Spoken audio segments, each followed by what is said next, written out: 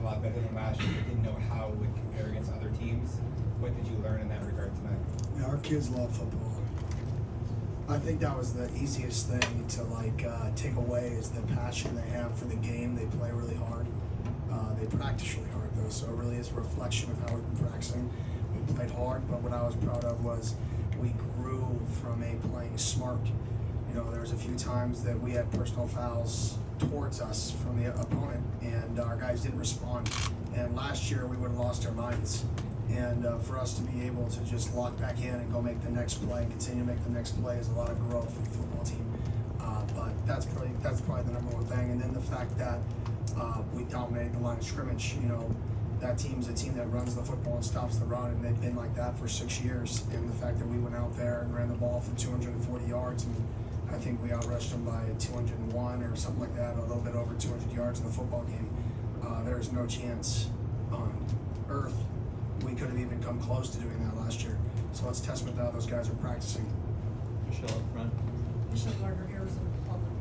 Can you talk about the takeaways and those kind of setting the tone? And you've harped on that back to the spring, and yet you get too early and that sets the tone. Oh, it's unbelievable. I mean, we have been every single day. The guys probably are bored of it. We start our team meeting, and the only two things I show are effort plays and takeaways. That's it. Bad ball security, takeaways, effort. I don't show anything else. I don't show somebody make a superstar catch. I don't show superstar juke move or a great. It's those two things over and over and over again. It's just to get in their mind that if you play really hard and you win the turnover battle, all of these schemes that you're about to go do are awesome, but they're obsolete. And we have to be able to do these two things and then go play smart football and execute and not commit penalties and don't kill ourselves.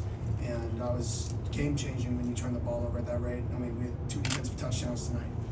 I mean, and it was as close to a shutout as I think you could possibly get to a shutout. So in my mind, it's a shutout, and it's 2 defensive touchdowns, and awesome job by our defense tonight. And they deserve it because they've been working hard and they're playing with passion. Back left, Scott. Coach, considering Sam Leavitt, Sorry, you're hiding back there. Very sneaky.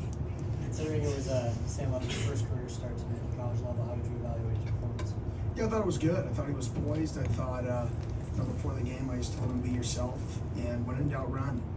You know, most of the time when you're a running quarterback, you're like, oh, I want to prove that I can throw it, right? So you get out there and you scramble. You're like, watch me show everybody that I can deal this thing. Like, no. Like, if you're athletic and you get out there, run, and then fall down. And what I was proud of was he took that and he applied it to the game. And we talk about all the time on first and second down, we don't need you to be a superstar. We need you to manage the game. It's third downs is when you can extend plays, use your legs, because if you get sacked extending a play, we're punting anyway, so who cares, right? And that's when his running showed up, was those third downs, other than like some called runs that we had for him. So couldn't be more proud of how he executed the plan. Is there some growing pains? Oh yeah, well, there's some things he can get better at. There's some things we're going to grow off of, but the kid cares, and he's passionate, and he's talented. And if you have a care level, you're passionate, you're talented, and you're smart. That's why I have so much belief in what he is, but what he's going to become over the next 4 years. And Cam, what's a quick follow-up? Cam told us how comfortable he felt on the sidelines today. Compared to last year, where a lot of the offense seemed to fall on him at times, how do you think he handled being just Cam Scatterbo being running back today? Yeah, he was way calmer than he was last year, but that's just the growth he's made. You know, I've harped on that this offseason, is how much growth he's had as not just a football player, but as a person. And you could see that. You could definitely see it tonight. Jordan, and then I need the mic up to Damon. Since day one, it's been about activating the Valley for you. You start off year 2, I believe it was the second biggest student section turnout in program history. So what's it like to see, you know, the building blocks continue to grow as you try to activate the Valley? That was unbelievable. The student section tonight was absolutely incredible. We got to figure out how to keep them into the second half. You know, there's so many distractions around this place that we got to figure out a way to keep them in the seats. But unbelievable turnout. And on that note, I mean, we play Mississippi State next week, an SEC team who just had a big win, or they won by a lot in this week today. And I mean, Doug, I'm going to put Doug under the bus fully on this one, but we've never won an SEC game in Arizona State history. So we need a sold-out crowd with the biggest student section that there's ever been. We need it loud for 4 quarters all night long next Saturday. Damon? Back to Sam's mobility and the third down conversions. He showed a lot, flashed a lot of the pocket presence as well. But is sliding a part of the conversation at all with him? No, only because he's not great at sliding. So you just gotta dive better. I mean, I know that sounds bad, but like sometimes, like I've coached kids who struggle sliding, and we do want to get them better at sliding. But if he's not a great slider, it's kind of an awkward thing to do if you're not good at it. And we've practiced it a little bit, but it's just not comfortable for him. So he's just got to learn how to slide forward, like dive slide, if that makes sense, to protect himself some. I think it'd do him a disservice to try to get him to slide and jam his feet in the ground. But I definitely don't want him to get hit as much. Mike up front and then Devin.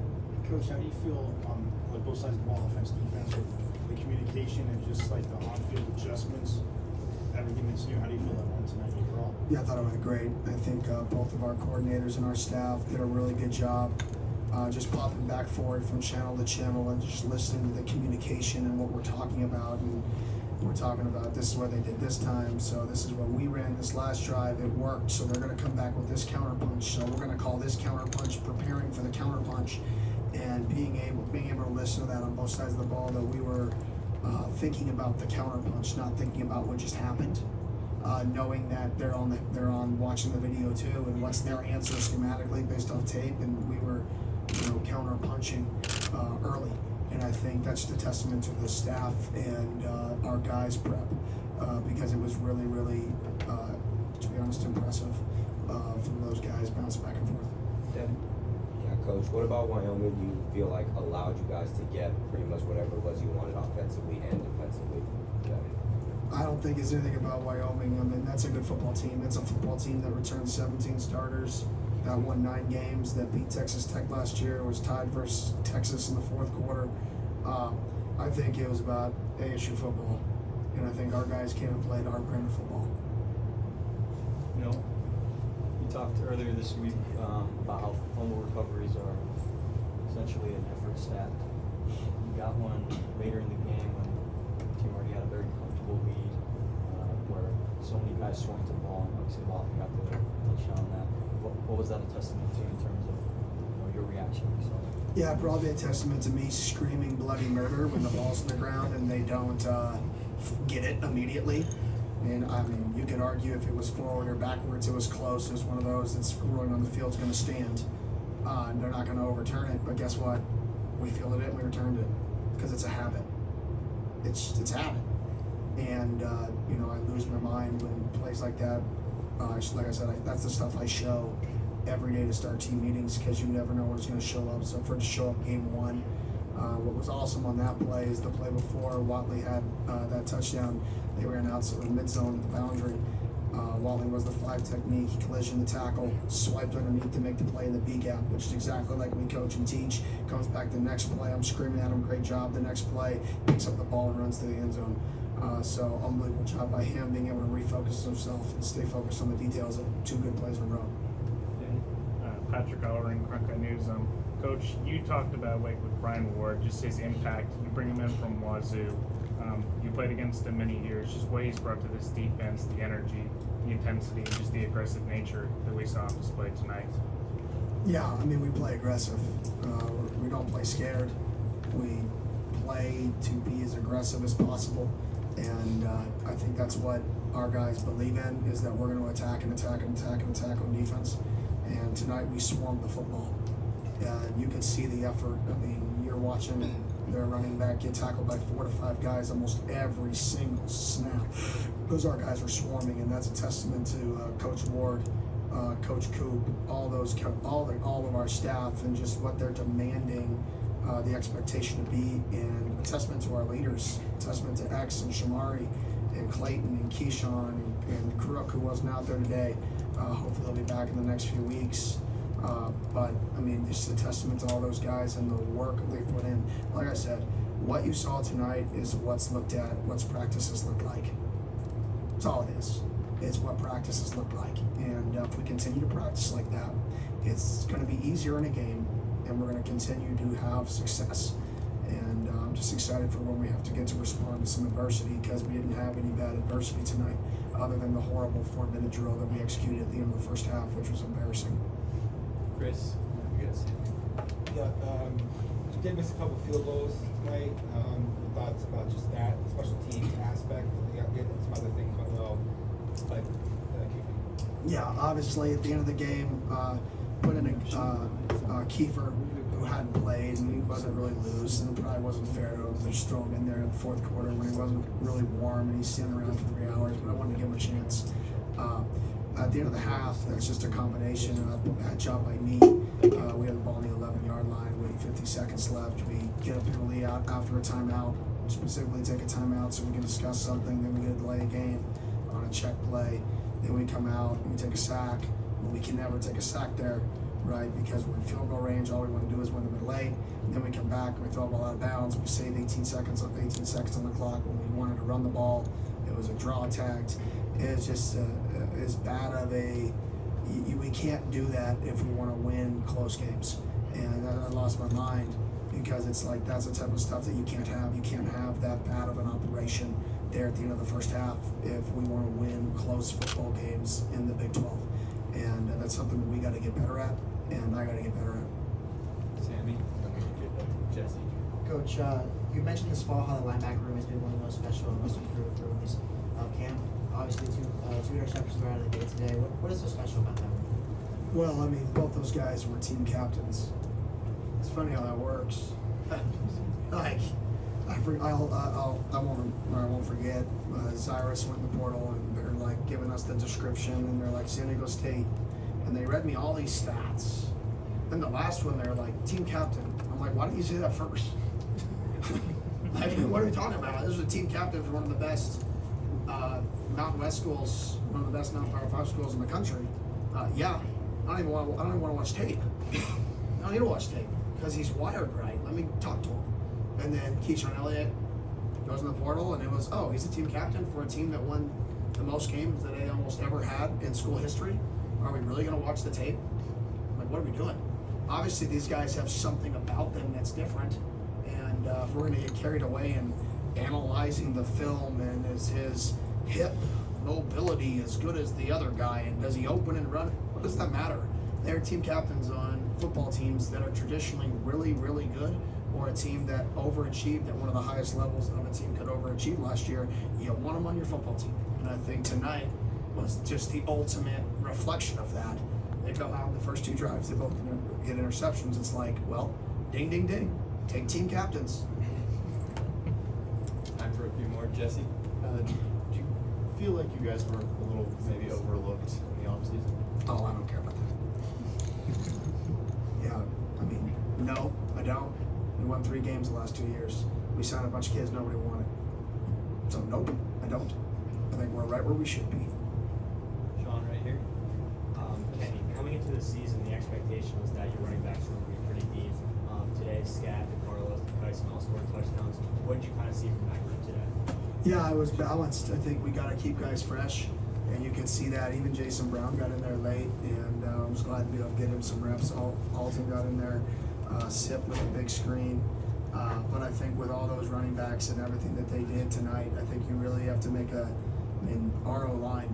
Like, you've got to really tip your cap to how they played the game tonight, because I can't count on one hand, maybe 2 fingers, the amount of times that there was a potential TFL. And when you face a really good defense that doesn't allow teams to run the football with their returning starters, and you don't have guys in the backfield all night in the running game, kudos to them. Kudos to Leaf, Ben Coleman, who hasn't played a game in 500, 600 days. Max, all those dudes just played lights out, in my opinion. 3 more, and then so we got Ryan in place. Hey, Coach. I know tonight probably went according to plan. Was there anything that kind of surprised you out there at all? How bad we were in the end of the first half. That surprised me. I pride myself in winning the relay, and that was really, really bad. We didn't sky punt, we should have. That's my fault. I flipped headsets. We bad job there in the middle of the third quarter. That surprised me. Yeah, I mean, I thought our players played really well. I thought there's things I gotta clean up. Like two more, sorry. Blake. Coach, you talked about the importance of trust to this group and being able to trust each other in big moments. Not as much adversity tonight, but where do you think the chemistry is and trust amongst each other to do their individual tasks? Yeah, I think tonight was a really big day for that. You know, when you face a good team, like that's a good football team, guys. Like, that's a good football team. We'll look back at this in 12 or 11 weeks and be like, whoa, right? It's a good football team. And when you have to face a team like that, week one, which not everybody does, right? Sometimes you just get to face somebody else and it hopefully goes smoothly. But the guys' confidence level, they put in the work, the guys believe in themselves, and then to go play like that, it's just kind of a stamp of the work that they've put in. And I think that's only going to grow the team together and grow that, oh, whoa, it kind of worked. All that work made us better. Whoa, right? But if you don't see results, it's really hard to continue to work and motivate. And not everything's going to be roses and candy canes this year, right? There's going to be times that it smells, and we got to be able to respond. And that's really what's gonna, when we get that moment where we have to respond, is where we get to find out the makeup of our team. I thought we responded to the success well tonight, but we will fail. This is not going to be a clear path. We're going to face adversity, and we got to be ready for it. One more with Chris. Kenny, you mentioned the end of the first half where you had the delay and the sack, but I think Sam saw a possible blitz and he was trying to alert a protection there. So what'd you think about just his football IQ that was on display for somebody who was in his first start? I mean, to be really impressive. His poise back there, him calling out pressures, I think it was the second drive of the game, he's flipped a pro versus nickel fire. Communicated it on our sprint out. He communicated to the running back that they're bringing nickel fire on a 3rd and 3. Maybe it was second quarter. No, it was first quarter. We were sprinting out to the left, completed to Jordan Tyson. And right there alone was like, whoa. In my mind, I'm like, okay. Like this guy's got it a little bit. Like he's got the savviness, and he got caught once. And to get caught once in a football game as a true freshman, like, kudos to him, right? Really good job by him. He's sad, but he puts in the work. So, you know, it's funny that the people that put in the work usually make the right decisions. It's just funny how that works. That work works. There's no way around it. Even better than you expected? Yes. I thought there'd be more freeze moments where he's just like, freshman, oh, yeah, my bad. I know that. Like, moments. Only a couple tonight. Only a couple where he got to the sideline and was like, what am I doing? Like, why didn't I throw the ball here? Or why didn't I do this? Not many of those moments mentally. There's a few throws he wants to have back. He wanted to have the corner route on the 3rd down and the 3rd quarter back that he threw out of bounds. But other than that, I mean, the kid played an unbelievable game, and I'm excited about the future with him. That's what really is exciting, is their kid has 4 more years left, potentially to play here. And I think this program's going to grow, and it's going to continue to grow, and it's going to grow with him, and that's super exciting.